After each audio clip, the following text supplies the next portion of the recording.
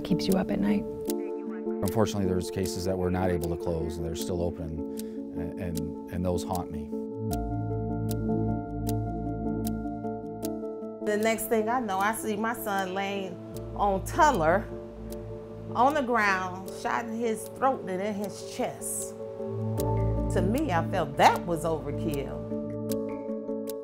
I feel every pain every time somebody loses someone, and I see that mother on TV, and she's crying her heart out.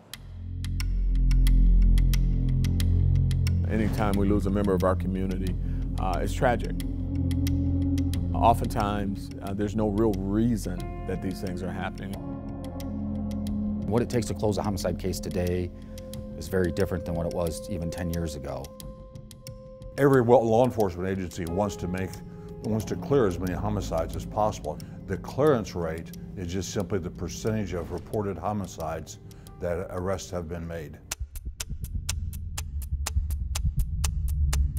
Since the pandemic, we've suffered some setbacks in our closure rate, but prior to that, we were able to maintain in the 50 or 60 range. So in 2016, Detroit had 302 homicides and only 45 cases led to an arrest. We had 300 in 2016? We had 302 homicides. Okay. And only 45 of those led to That's not accurate. No? I'm not sure where you got that, no. It'd be about 130, You think it's 135, 130? somewhere in there. Where did you get that from? I know that some of it was from FBI. If that does come from the FBI, I can tell you that our system for communicating statistics with the FBI prior to 2016 was not ideal.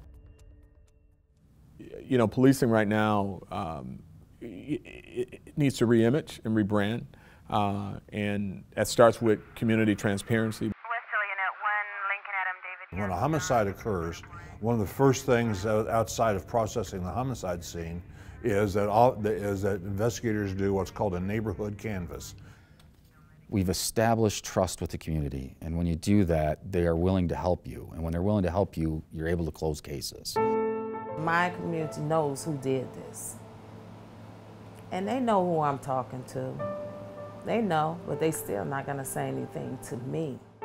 Some of these cases are multi-layered, involve multiple people, and you know, you just need cooperation at every level to get that answer, to get those answers. We're fortunate here in Detroit that we have a lot of technology that we're able to leverage to help us close cases. I do feel his case should have been done better than what it was. I feel that they have other resources of finding out things, you know. What happens, you know, in different cases and this, that, and the other. There's also cases that are just you know, we just have no leads and no clues, and you've done your video canvas and you've knocked on every door and you've got the phone records and there's just nothing. The volume and the number of cases that they carry, you know, we've got to get them some help, and that help comes through recruiting. It's just so much more information that we have to sift through now than what we did, you know, 10 years ago or 15 years ago.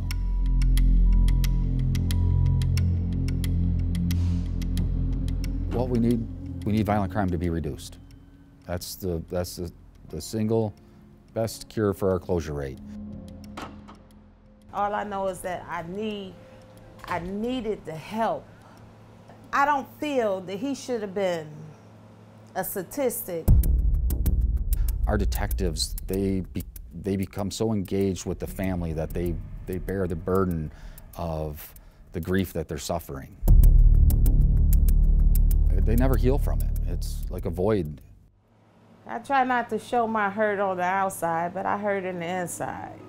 Oh, I just kind of wish that our community was a lot better than what it is. I wish it wasn't a lot of killings, murders, as they want to say. I wish it was more unity. And I wish it was more understanding and less judgment. But these are things I wish for.